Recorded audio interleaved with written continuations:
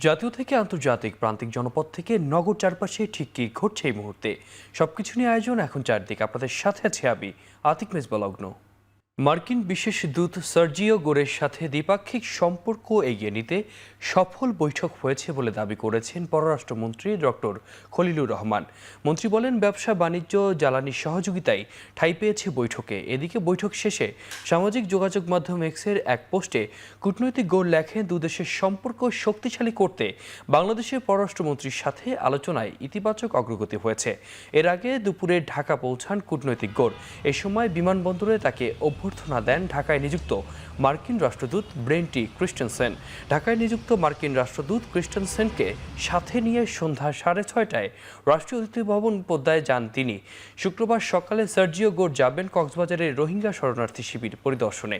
এছাড়াও শনিবার প্রধানমন্ত্রী তারেক রহমানের সাথে বৈঠকে অংশ নেওয়ার কথা রয়েছে তার।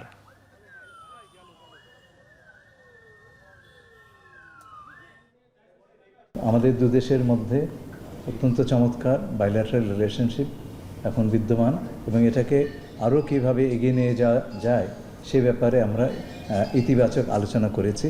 বাণিজ্য বলেন, ইনভেস্টমেন্ট বলেন, এনার্জি বলেন, অভিবাসন বলেন, সব বিষয়ে আলোচনা হয়েছে। দেশব্যাপী জুলাই পদযাত্রা কর্মসূচির অংশ হিসেবে সিলেটের বিভিন্ন উপজেলায় সমাবেশ ও মতবিনিময় সভা করেছে জাতীয় নাগরিক পার্টি। এ সময় দলটির উত্তরাঞ্চলের মুখ্য সংগঠক সার্জিস আলমের গাড়িবহরে হামলার অভিযোগ তুলে তীব্র প্রতিবাদ জানিয়েছেন দলটির নেতারা। হবিগঞ্জে কর্মসূচিকে ঘিরে হামলার অভিযোগ এবং মৌলভীবাজারে উত্তেজনার পর বৃহস্পতিবার সিলেটেও দিনভর কর্মসূচি পালন করে জাতীয় নাগরিক পার্টি। দুপুরে গোপালগঞ্জের শহীদ পরিবারের সদস্যদের সঙ্গে মতবিনিময় শেষে ফেরার পথে উত্তরাঞ্চলের মুখ্য সংগঠক সার্জিস আলমের গাড়িবহরে হামলার অভিযোগ তোলে দলটি। এনসিপির নেতাদের দাবি, এ হামলার পেছনে বিএনপি ও ছাত্র দলের নেতাকর্মীরা জড়িত। এর আগে শাহজালাল বিজ্ঞান ও প্রযুক্তি বিশ্ববিদ্যালয়ের এক আলোচনা সভায় এনসিপির আহ্বায়ক নাহিদ ইসলাম অতীতের রাজনৈতিক সহিংসতার প্রসঙ্গ তুলে বর্তমান পরিস্থিতির সমালোচনা করেন। এদিকে হামলার ঘটনায় জড়িতদের বিরুদ্ধে ব্যবস্থা নেওয়ার দাবি জানিয়েছে এনসিপি। শুক্রবারও সিলেটের আরও কয়েকটি উপজেলায় জুলাই পদযাত্রা কর্মসূচি অব্যাহত থাকবে বলে জানান তারা। এই যে আমরা বিগত 16 বছরে দেখেছি যে ডিজিটাল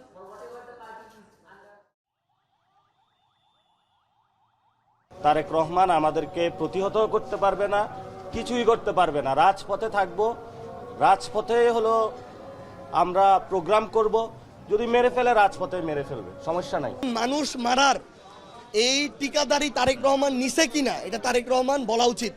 যদি নেয়, ছাত্রদলকে যদি এভাবে সন্ত্রাসী পেটোয়া বাহিনী হিসেবে ব্যবহার করতে চায়, যদি তার দলকে তারেক রহমান কন্ট্রোল না করতে পারে, তাহলে বলুক যে আমি সন্ত্রাসী বাহিনী, সন্ত্রাসী ক্যাডার পালতেছি, ছাত্রদল আমার সন্ত্রাসী ক্যাডার, তারা হামলা করবে, আপনারা আপনাদের মতো রাজনীতি করেন।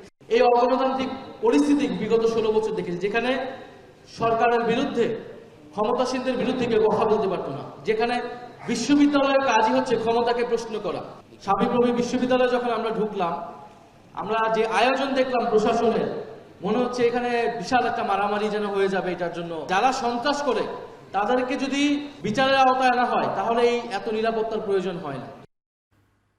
এনসিপি বাংলাদেশের নতুন রাজনৈতিক বন্দোবস্তর নামে ভণ্ডের বন্দোবস্ত কায়েম করেছে বলে মন্তব্য করেছেন প্রধানমন্ত্রীর রাজনৈতিক সহকারী রাশেদ খান। বৃহস্পতিবার দুপুরে ঝিনাইদহ সরকারি কর্মকর্তাদের সাথে মতবিনিময় সভায় একথা বলেন তিনি। জামায়াত ও এনসিপির সকল ষড়যন্ত্রের দাঁত ভাঙা জবাব দেওয়ার হুঁশিয়ারি দেন তিনি। এনসিপি বাংলাদেশে নতুন বন্দোবস্তের রাজনীতির কথা বলে নতুন খণ্ডবস্তের রাজনীতি করছে। আমি তাদেরকে বলবো, গঠনমূলক রাজনীতি করেন। আপনারা জামাতের মস্তিষ্ক দ্বারা এই মুহূর্তে পরিচালিত হচ্ছেন। জামাত অত্যন্ত চালাক এবং ধুরন্ধর একটি রাজনৈতিক দল। 5 মাসের সরকার পরিচালনায় কাঙ্ক্ষিত পরিবর্তন হয়নি বলে মন্তব্য করেছেন স্থানীয় সরকার মন্ত্রী মির্জা ফখরুল ইসলাম আলমগীর। বলেন, থামেনি ঘুষ ও দুর্নীতি, তবে প্রধানমন্ত্রী তারেক রহমান পরিবর্তনের একমাত্র আশা বলেও মন্তব্য করেন তিনি। বৃহস্পতিবার তথ্য ভবনে জুলাই শহীদ দিবস উপলক্ষে আলোচনা সভায় এসব কথা বলেন তিনি। একই অনুষ্ঠানে সভাপতির বক্তব্যে তথ্য ও সম্প্রচার মন্ত্রী জহিরুদ্দিন স্বপন বলেন, স্বাধীনতা যুদ্ধের পর মুক্তিযুদ্ধ নিয়ে অনেকেই ব্যবসা করেছে। এখন জুলাই নিয়ে যেন কেউ ব্যবসা করতে না পারে তা বন্ধে সবাইকে এগিয়ে আসার আহ্বান জানান তথ্যমন্ত্রী।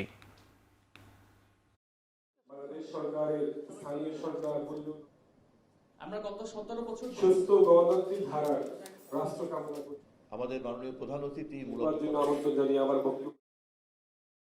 স্বাধীনতা যুদ্ধের পরে যুদ্ধের চেতনাকে প্রতিষ্ঠিত করার বদলে যারা যুদ্ধের প্রকল্পকে ব্যবসার প্রকল্প হিসাবে ব্যবহার করেছিলেন, আমরা জুলাইকে নিয়ে যেন তেমনি কোনো একটি লাভজনক প্রকল্পের কোনো উদ্যোক্তাকে দেখতে না পাই। পরিষ্কার থাকতে হবে, স্বাধীনতা যুদ্ধের অনির্বাণ চেতনাই জুলাইয়ের চেতনার মধ্যে এখন নিহিত এবং ভবিষ্যতেও বাংলাদেশের রাজনৈতিক প্রক্রিয়াকে কথা স্মরণ রাখতে হবে। কথাগুলো বলছি অনেক কষ্টে। আমার এই 4-5 মাসের মন্ত্রিত্বের অভিজ্ঞতা আপনার একটু বলা দরকার। আমি দেখছি যে কিছুই বদলায়নি। আমি তো সত্যিকার অর্থে এবার পরিবর্তনটা দেখতে চেয়েছিলাম, এখন পর্যন্ত সেটা আমি দেখছি না আমাদের মধ্যে। কিন্তু আশাবাদী হয়ে এই কারণে যে আমি পরিবর্তন দেখছি একজন মানুষের মধ্যে, সেটা তারেক রহমান সাহেব। তিনি চেষ্টা করছেন, তিনি নতুন নতুন নজির স্থাপন করছেন এবং সেই নজিরকে যদি আমরা সামনে নিয়ে যাই সবাই মিলে, তাহলে আমার মনে হয় যে হয়তো পরিবর্তনটা হবে। জুলাইয়ের আকাঙ্ক্ষাকে পাশ কাটিয়ে সবখানে নির্লজ্জভাবে দলীয়করণ চলছে বলে অভিযোগ করেছেন জামায়াতে ইসলামীর আমির ডাক্তার শফিকুর রহমান।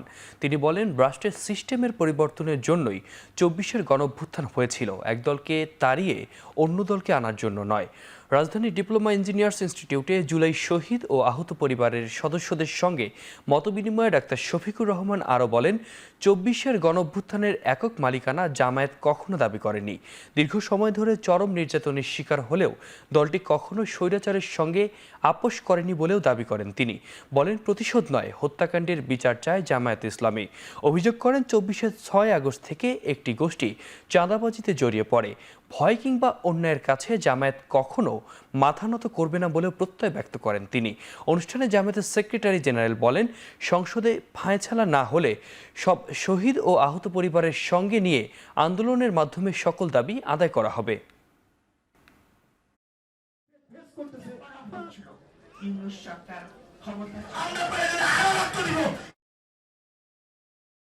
সেই কৌটা অত্যন্ত নিকৃষ্টভাবে এখন বাস্তবায়ন হচ্ছে।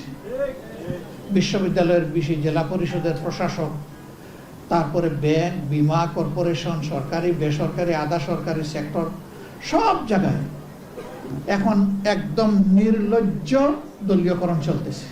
এখানে যোগ্য লোকদেরকে, দেশপ্রেমিক লোকদেরকে সরিয়ে দেওয়া হচ্ছে।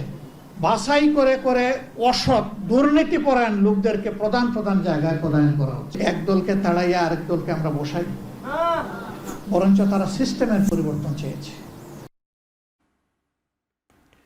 এদিকে হবিগঞ্জ ও সিলেটে এনসিপির কর্মসূচিতে হামলার নিন্দা জানিয়ে 11 দলীয় ঐক্যের মুখপাত্র ও জামায়াতের সহকারী সেক্রেটারি জেনারেল হামিদুর রহমান আজাদ বলেছেন, এই ঘটনা বিগত ফ্যাসিবাদের পুনরাবৃত্তি।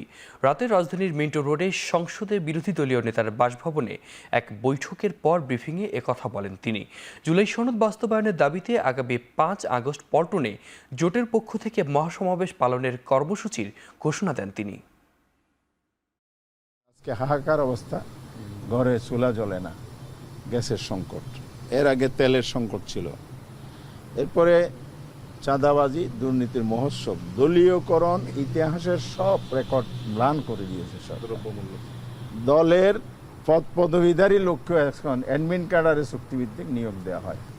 জুলাই সনদের এই অভ্যুত্থান, তার চেতনা এবং সংস্কারের যে মূল লক্ষ্য, এটা একটা সরকার পরিবর্তনের অভ্যুত্থান হয়নি, একটা রাষ্ট্রের মধ্যে আমূল পরিবর্তনেরই কিন্তু অভ্যুত্থান হয়েছে, একটা সিস্টেমের চেঞ্জ করার কথা বলা হয়েছে। তাহলে এটাও এখানে ব্যাহত হবে।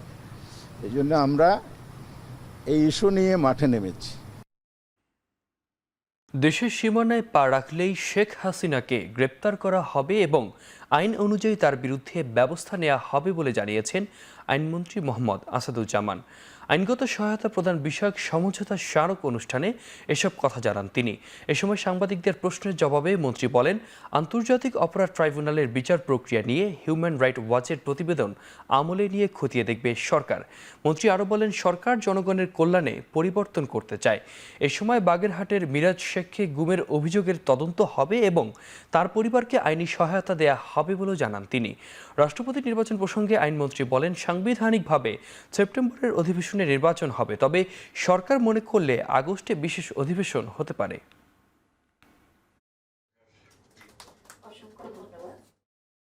একজন ফাঁসির আসামি হলেও সে যদি বাংলাদেশের নাগরিক হয়, বাংলাদেশে আইনের প্রতি শ্রদ্ধা দেখিয়ে বাংলাদেশে এসে সারেন্ডার করতে চায়,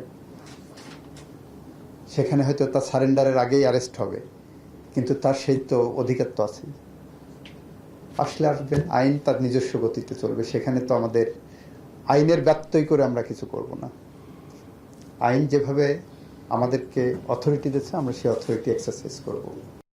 অপতথ্য ও গুজব প্রতিরোধে প্রয়োজনীয় আইন প্রণয়নের কথা ভাবছে সরকার। গত 15 বছরে আওয়ামী লীগ সরকার তথ্য সন্ত্রাস ছড়িয়েছে, আর এখন ভুল তথ্যের শিকার হচ্ছেন সবাই। বৃহস্পতিবার রাজধানীর একটি হোটেলে সামাজিক সম্প্রীতি রক্ষায় তথ্যের দায়িত্বশীল ব্যবহার নিয়ে এক গোলটেবিল আলোচনায় এমন মন্তব্য করেন প্রধানমন্ত্রীর তথ্য ও সম্প্রচার উপদেষ্টা ডাক্তার জাহিদুর রহমান। বলেন, অপতথ্য যে গতিতে ছড়ায় তা ঠেকাতে হলে একে অপরাধ হিসেবে বিবেচনা করতে হবে। শুধুমাত্র সচেতনতা ও প্রয়োজনীয় জনবল দিয়ে এটি রোধ করা অসম্ভব।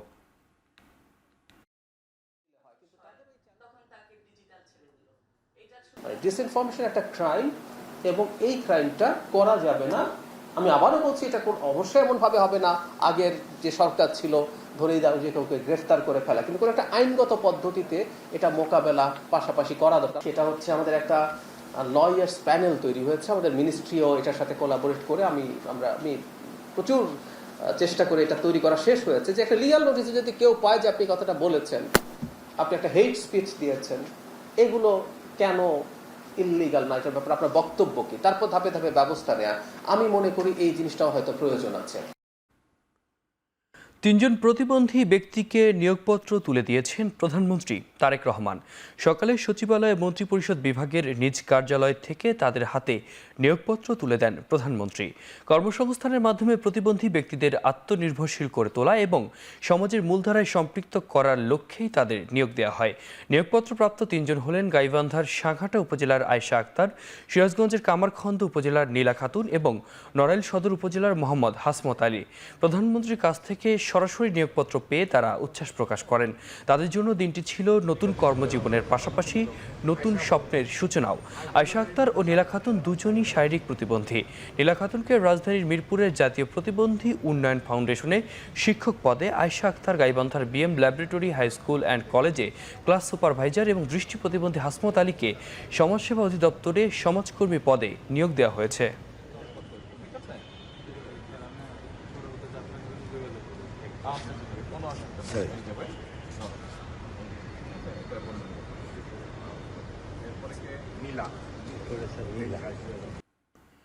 সংযুক্ত আরব আমিরাতে স্বয়ংক্রিয় ভিসা বাতিলের যে সংখ্যা গণমাধ্যমে এসেছে তা সঠিক নয়। ভিসা বাতিল হওয়ার সংখ্যা 626 জন, এমন তথ্য জানিয়েছেন পররাষ্ট্র প্রতিমন্ত্রী শামা ওবায়েদ। বৃহস্পতিবার বিকেলে নিজ কার্যালয়ে সংবাদ সম্মেলনে এমন তথ্য দেন তিনি। প্রতিমন্ত্রী বলেন, এরই মধ্যে 417 জনের ভিসা পুনরায় ইস্যু করতে সংযুক্ত আরব আমিরাত সরকারের কাছে অনুরোধ পাঠানো হয়েছে। আমিরাত সহ সকল প্রবাসীদের প্রতি প্রতিমন্ত্রী শামা ওবায়েদ সংশ্লিষ্ট দেশের আইনের প্রতি শ্রদ্ধাশীল থাকার আহ্বান জানান। মালয়েশিয়ায় কয়েক হাজার রোহিঙ্গা পাঠানোর বিষয়ে মিয়ানমার সরকারের সাথে আলাপ হয়নি বলেও জানান তিনি। এ সময় প্রবাসী কল্যাণ প্রতিমন্ত্রী নুরুল হক প্রবাসীদের সামাজিক যোগাযোগ মাধ্যমে সংশ্লিষ্ট দেশ নিয়ে নেতিবাচক কিছু না শেয়ার করার অনুরোধ জানান। এবং এই আইনটি সংশোধন করে আমাদের এই সম্মান, অবস্থান এবং শ্রম বাজারটা এটা যেন অক্ষুণ্ণ থাকে, অটুট থাকে, সেজন্য কিছু কাজ করার। যেমন এটা যেই সমস্ত দেশে যুদ্ধ কিংবা যেই দেশের অভ্যন্তরীণ সমস্যা, সেগুলোতে বাংলাদেশিরা প্রচারণা, ফেসবুক, টুইটার, কোনো ধরনের সোশ্যাল মিডিয়াতে কোনো ধরনের এনগেজমেন্টে না যাওয়াটাই ওয়াইজ ডিসিশন হবে।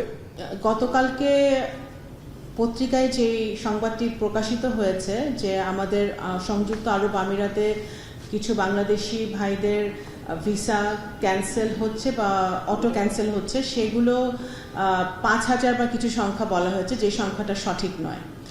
আমাদের দূতাবাসের তথ্য অনুযায়ী, আরব আমিরাতের তথ্য অনুযায়ী আমাদের এখন পর্যন্ত, আমরা কিছুক্ষণ আগে মিটিং করে আসলাম, আন্তঃমন্ত্রণালয় মিটিং করা পর্যন্ত 626 জনের ভিসা অটো ক্যান্সেল হয়েছে।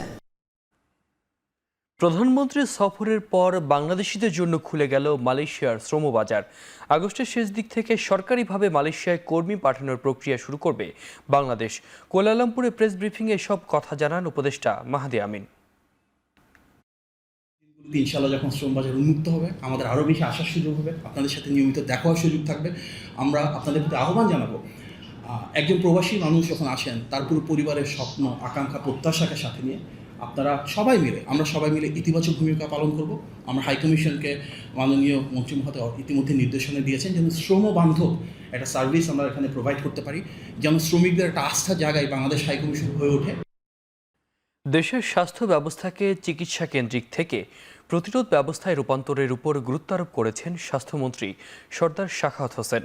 তিনি বলেছেন, অসংক্রামক ও মরণব্যাধি রোগের ঝুঁকি বাড়তে থাকায় গবেষণা, উদ্ভাবন এবং প্রতিরোধমূলক স্বাস্থ্য ব্যবস্থায় এখনই জোর দিতে হবে। একই সঙ্গে দেশের প্রত্যন্ত অঞ্চলে স্বাস্থ্যসেবা পৌঁছে দিতে দ্রুত 1 লাখ স্বাস্থ্যকর্মী নিয়োগের পরিকল্পনার কথাও জানান তিনি। বৃহস্পতিবার রাজধানী মহাখালীর নিপসম মিলনায়তনে 2025-26 অর্থ বছরের রাজস্ব খাতে পরিচালিত গবেষণা কার্যক্রমের ফলাফল প্রকাশ অনুষ্ঠানে এসব কথা বলেন স্বাস্থ্যমন্ত্রী। তিনি বলেন, দেশের প্রতিটি মানুষের জন্য মানসম্মত স্বাস্থ্যসেবা নিশ্চিত করতে কাজ করছে সরকার। ইউনিয়ন ও ওয়ার্ড ভিত্তিক প্রাথমিক স্বাস্থ্য ইউনিট গড়ে তোলা, উপজেলা স্বাস্থ্য কমপ্লেক্সগুলোকে 100 শয্যায় উন্নীত করা এবং মা ও নবজাতকের সমন্বিত স্বাস্থ্যসেবা নিশ্চিত করার উদ্যোগ নিয়েছে সরকার। একই অনুষ্ঠানে প্রধানমন্ত্রীর বিশেষ সহকারী ডাক্তার SM জিয়াউদ্দিন হায়দার বলেন, স্বাস্থ্য খাতে দক্ষ গবেষক তৈরিতে নিপসম গুরুত্বপূর্ণ ভূমিকা পালন করছে। তিনি রোগ প্রতিরোধ ভিত্তিক স্বাস্থ্য ব্যবস্থাকে আরও শক্তিশালী করার পাশাপাশি হেলথ কার্ডের সঙ্গে কার্যকর রোগী রেফারেল সিস্টেম সমন্বয়ের উপর গুরুত্ব আরোপ করেন।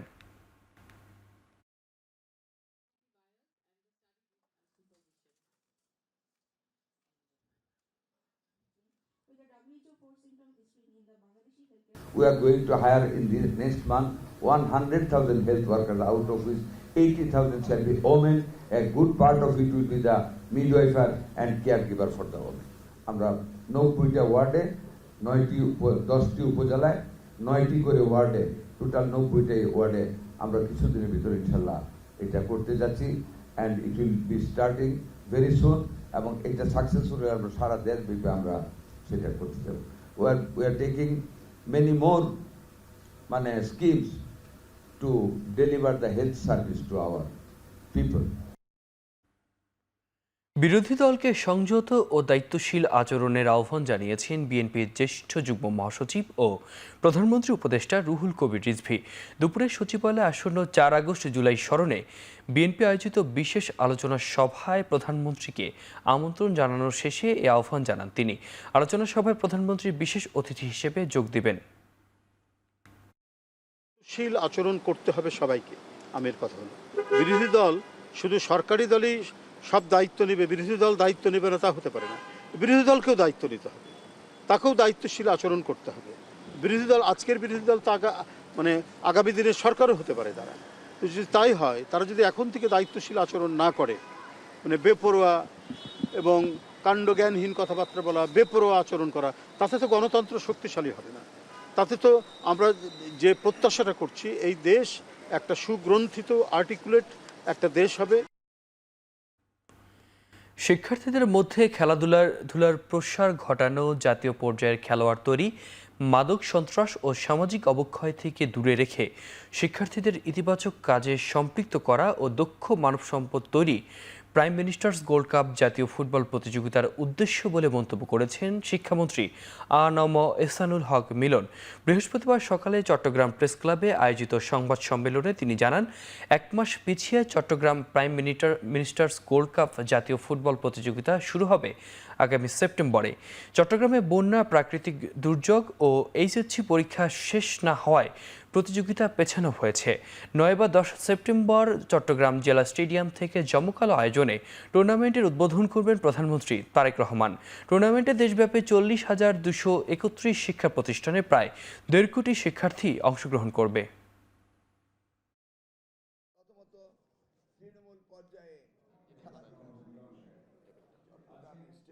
180 মিলিয়ন যে আমাদের জনসংখ্যা রয়েছে, আমরা বিশ্বের দরবারে ক্রীড়ামোদী বানিয়ে আমাদের ন্যায্য হিস্সা আমরা পাবো, এই বিশ্বাস আমাদের রয়েছে।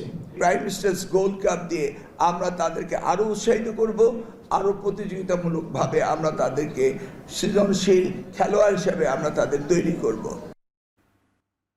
উৎপাদন থেকে ভোক্তা পর্যন্ত পণ্য পৌঁছানোর পথে নানা অদৃশ্য ব্যয় ও দীর্ঘ সরবরাহ ব্যবস্থা মূল্যস্ফীতির অন্যতম বড় কারণ বলে মন্তব্য করেছেন বাণিজ্যমন্ত্রী খন্দকার আব্দুল মুক্তাদির।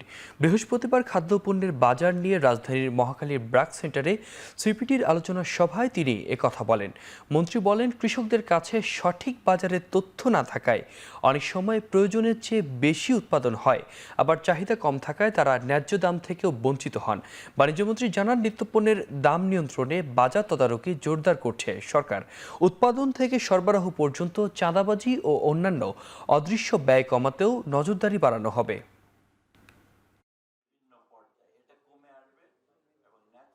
আমাদের এখানে ইনফ্লেশন পারসিস্টেন্টলি হাই থাকার একটা বড় কারণ হলো আমাদের লজিস্টিক কস্ট হাই। আপনি সারা পৃথিবীর যদি এভারেজ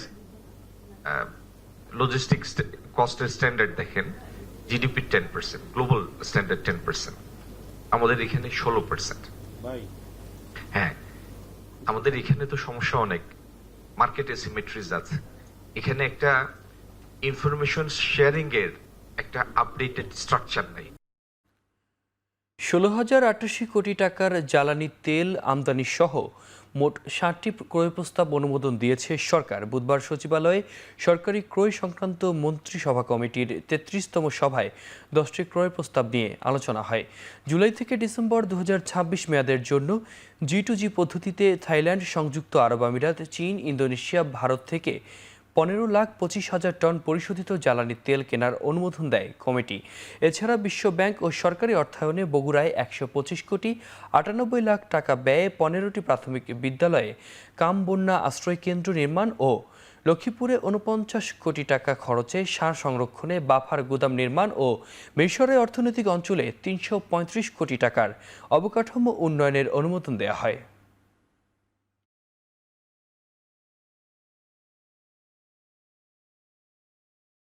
রাজশাহী বিশ্ববিদ্যালয়ের কেন্দ্রীয় গ্রন্থাগারে শিক্ষার্থীদের উপর হামলার ঘটনায় এবার মামলা হয়েছে আদালতে। আদালত অভিযোগটি আমলে নিয়ে তদন্তের নির্দেশ দিয়েছেন পিবিআইকে। বৃহস্পতিবার দুপুরে আহত শিক্ষার্থী মাহমুদুল হাসান শাফিনের বাবা SM আসাদুজ্জামান রাজশাহীর মতিহার থানা আমলি আদালতে এ মামলা দায়ের করেন। মামলায় রাকসু সাধারণ সম্পাদক সালাউদ্দিন আম্মার সহ 9 জনকে আসামি করা হয়েছে। বিচারক আশিকুর রহমান অভিযোগটি আমলে নিয়ে তদন্তের দায়িত্ব পিবিআইকে দিয়েছেন বলে জানান আদালতের পরিদর্শক রফিক। তদন্ত শেষে পরবর্তী আইনগত ব্যবস্থা নেওয়া হবে বলে জানান তারা। তবে মামলার অভিযোগের বিষয়ে অভিযুক্তদের বক্তব্য তাৎক্ষণিকভাবে পাওয়া যায়নি। এর আগে বিশ্ববিদ্যালয় সংস্কৃতি বিভাগের এক ছাত্রীকে উত্ত্যক্ত করার ঘটনাকে কেন্দ্র করে সোমবার সকালে প্রক্টরের কার্যালয়ে উভয় পক্ষের উপস্থিতিতে বৈঠক অনুষ্ঠিত হয়। এরপর এক শিক্ষার্থীকে মারধর ও পরে কেন্দ্রীয় গ্রন্থাগারে গিয়ে আরও কয়েকজন শিক্ষার্থীর উপর হামলার অভিযোগ ওঠে। এই ঘটনায় আহত হন মাহমুদুল হাসান শাফিন সহ কয়েকজন শিক্ষার্থী।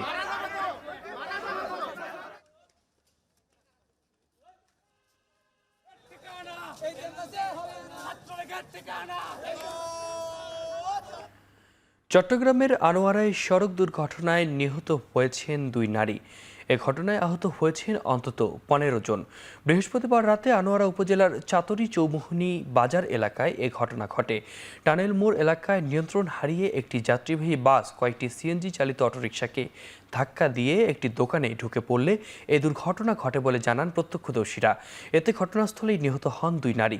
পরে পুলিশ ও ফায়ার সার্ভিসের কর্মীরা ঘটনাস্থলে পৌঁছে উদ্ধার অভিযান চালান। দুর্ঘটনার পর বাসের চালক ও তার সহকারী পালিয়ে যান।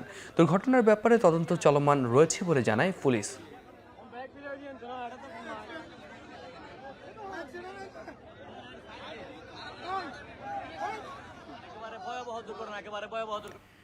পাবনায় টয়লেটের ট্যাঙ্কি থেকে এক স্কুল শিক্ষিকার মরদেহ উদ্ধার করেছে পুলিশ। বৃহস্পতিবার সকালে আটঘরিয়া উপজেলার একদন্ত এলাকায় তার মরদেহ উদ্ধার করা হয়। নিহত গীতারানী স্থানীয় চাচকিয়া ব্রাক স্কুলের শিক্ষিকা ছিলেন। আটঘরিয়া থানার ভারপ্রাপ্ত কর্মকর্তা নাজমুল হক এই তথ্য নিশ্চিত করে বলেন, তাকে শ্বাসরোধে হত্যা করা হয়।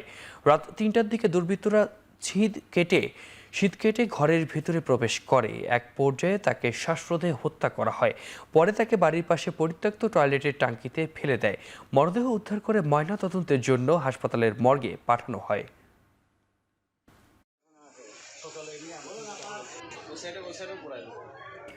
টাঙ্গাইলের জাতীয় ভোক্তা অধিকার সংরক্ষণ অধিদপ্তরের অভিযানে শিশুদের নকল প্রসাধনী ও মেয়াদোত্তীর্ণ ওষুধ বিক্রির দায়ে বিভিন্ন প্রতিষ্ঠানকে মোট 1,60,000 টাকা জরিমানা করা হয়েছে। বৃহস্পতিবার দুপুরে জাতীয় ভোক্তা অধিকার সংরক্ষণ অধিদপ্তরের সহকারী পরিচালক আসাদুজ্জামান রুবেলের নেতৃত্বে এই অভিযান পরিচালিত হয়। অভিযানে জামুরকি বাজারের মহন্ত স্টোর থেকে বিপুল পরিমাণ নকল ও মেয়াদোত্তীর্ণ শিশুদের প্রসাধনী জব্দ করা হয়। এ অভিযোগে ওই প্রতিষ্ঠানটিকে 1 লাখ টাকা জরিমানা এবং প্রতিষ্ঠানটি সিলগালা করে দেওয়া হয়। এছাড়া মেয়াদোত্তীর্ণ ওষুধ ব্যবহার করে ল্যাব পরিচালনার দায়ে জামুরকি বাজারের মির্জাপুর পপুলার অ্যান্ড ডায়াগনস্টিক সেন্টারের নামে একটি প্রতিষ্ঠানকে 20,000 টাকা জরিমানা করা হয়। একই বাজারে জামুরকি লাইফ অ্যান্ড ডায়াগনস্টিক সেন্টারকে 5,000 টাকা এবং মেয়াদোত্তীর্ণ ওষুধ বিক্রির দায়ে এক ফার্মেসিকে 15,000 টাকা জরিমানা করা হয়। অপরদিকে উপজেলার ডাবখণ্ড বাজারে পরিচালিত পৃথক অভিযানে একটি ফার্মেসিতে মেয়াদোত্তীর্ণ ওষুধ বিক্রির দায়ে আরও 20,000 টাকা জরিমানা করা হয়।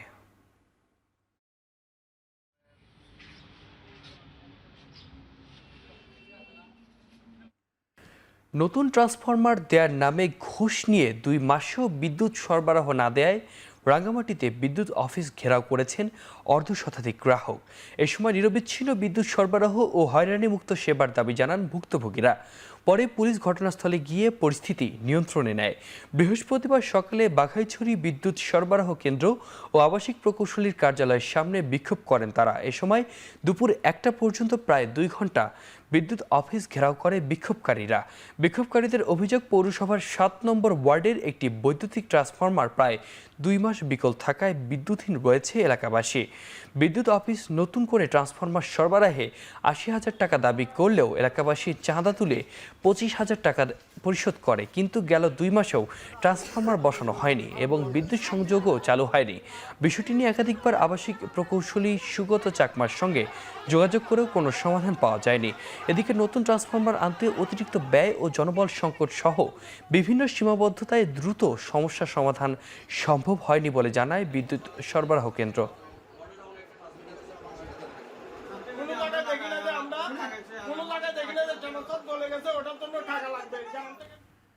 ডিসরাস টু উইন প্রতিপাদ্যে ইউনিলিভার বাংলাদেশের বিজয় মাস্ট্রোজ এক্স বিউএফএলপি 2026 গ্র্যান্ড ফিনাল অনুষ্ঠিত হয়েছে।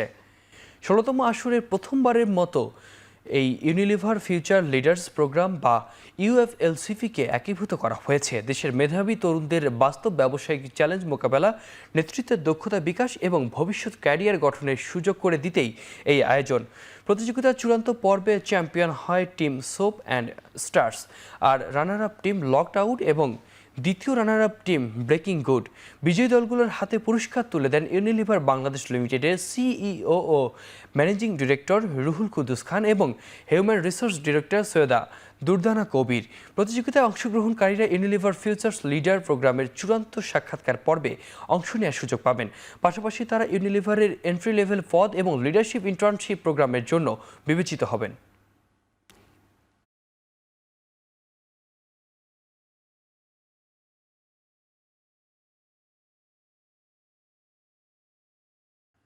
আন্তর্জাতিক, বাংলাদেশ থেকে 3 রোহিঙ্গাকে ফিরিয়ে নিতে রাজি হয়েছে মিয়ানমার। দাবি মালয়েশিয়ার প্রধানমন্ত্রী আনোয়ার ইব্রাহিমের। বুধবার চেন্নাই আসনে স্থানীয় ভোটারদের সঙ্গে এক বৈঠকে এমন দাবি করেন তিনি। বলেন, মিয়ানমার জান্তার সাথে কূটনৈতিক যোগাযোগ অব্যাহত রাখার ফল এই সমঝোতা। তার তথ্য, মালয়েশিয়া থেকেও আশ্রিত 5,000 রোহিঙ্গাকে ফেরত নিবে মিয়ানমারের সেনাবাহিনী। এই সময় দেশটিতে বসবাসরত রোহিঙ্গাদের মালয়েশিয়ার আইন মেনে চলার এবং নিয়ম লঙ্ঘনে কঠোর শাস্তির কথা বলেন তিনি। বর্তমানে মালয়েশিয়ায় বাস করছে প্রায় 2 লাখ রোহিঙ্গা শরণার্থী এবং আশ্রয় প্রার্থী।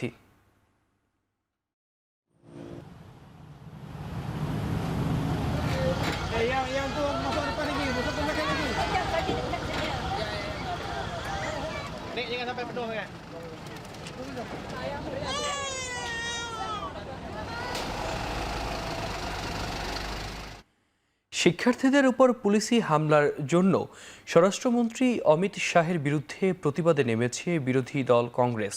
বৃহস্পতিবার পার্লামেন্ট ভবনের সামনে কংগ্রেস নেতা প্রিয়াঙ্কা গান্ধী সহ দলের সংসদ সদস্যরা প্ল্যাকার্ড হাতে বিক্ষোভ করেন। তাদের অভিযোগ, হামলার ঘটনায় জড়িত পুলিশ কর্মকর্তাদের বিরুদ্ধে কোনো পদক্ষেপ নেয়নি বিজেপি সরকার। এ সময় সংসদ অধিবেশনে স্বরাষ্ট্রমন্ত্রীর অনুপস্থিতি নিয়েও প্রশ্ন তুলছে বিরোধী দল। এছাড়া ককরোচ জনতা পার্টির নতুন করে বিক্ষোভে নামার হুঁশিয়ারির পর দিল্লির যন্তর মন্তরে জোরদার করা হয়েছে কড়া নিরাপত্তা ব্যবস্থা। বিপুল সংখ্যক পুলিশ ও আধা সামরিক বাহিনী মোতায়েনের পাশাপাশি ব্যারিকেড দিয়ে বন্ধ করে দেওয়া হয়েছে বিভিন্ন সড়ক। সিজেপির প্রতিষ্ঠাতা অভিজিৎ দীপকে কটাক্ষ করে নরেন্দ্র মোদীকে বলেন, প্রধানমন্ত্রীর চেয়ার ছেড়ে সামাজিক মাধ্যমে ইনফ্লুয়েন্সার হওয়া উচিত তার। এদিকে পাঞ্জাবে প্রশ্ন ফাঁসের অভিযোগে শিক্ষামন্ত্রী হরজত সিংয়ের পদত্যাগের দাবিতে আম আদমি পার্টির অফিসের সামনে বিক্ষোভ করে বিজেপি সমর্থকেরা। বিক্ষোভের এক পর্যায়ে পুলিশের সঙ্গে সংঘর্ষে জড়ায় তারা। বিশৃঙ্খলা এড়াতে সেখানে মোতায়েন করা হয়েছে বিপুল সংখ্যক পুলিশ। छात्रों पर 20 जुलाई को जो कार्रवाई हुई लाठीचार्ज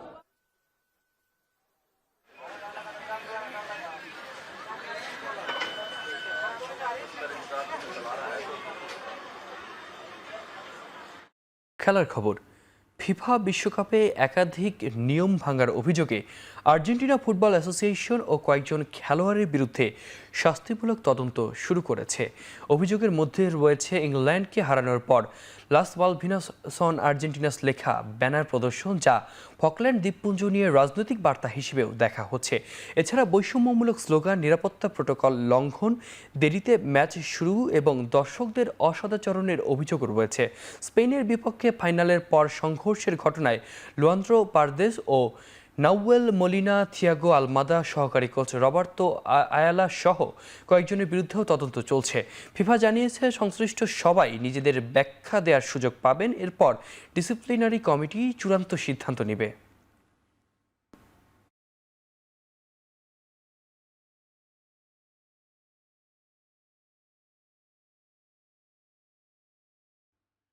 বিশ্বকাপের ফাইনাল হারের হতাশা কাটিয়ে মাঠে ফিরেছেন লিওনেল মেসি। বিশ্বকাপ হারের ঠিক 10 দিন পর আবারও ইন্টার মায়ামির অনুশীলনে যোগ দিয়েছেন তিনি। বিশ্বকাপ বিরতির পরে মায়ামি ছেড়ে নিজ দেশে গিয়ে পরিবারকে সময় দিয়েছিলেন তিনি। এর মধ্যে ইন্টার মায়ামি 2টি ম্যাচ খেললেও দলের সাথে ছিলেন না তিনি। তবে মেসিকে ছাড়াই টানা 6 ম্যাচে জয়ের ধারা ধরে রেখেছে তার দল। রেকর্ড 6ষ্ঠ বিশ্বকাপে 8 গোল আর 4 অ্যাসিস্ট করে নতুন ইতিহাসও গড়েছেন 39 বছর বয়সী এই তারকা। বিশ্বকাপের পর মেসির অবসর নিয়ে নানান গুঞ্জন শোনা গেলেও আপাতত তার সব নজর ইন্টার মায়ামির দিকে। 37 পয়েন্ট নিয়ে ইস্টার্ন কনফারেন্সের টেবিলের শীর্ষে থাকা ন্যাশভিলের ঠিক পেছনে আছে মায়ামি। মায়ামির পরবর্তী ম্যাচ আগামী শনিবার কলম্বাস ক্রুয়ের বিপক্ষে। হোম ম্যাচে মেসি খেলবেন কিনা তা এখনও নিশ্চিত নয়।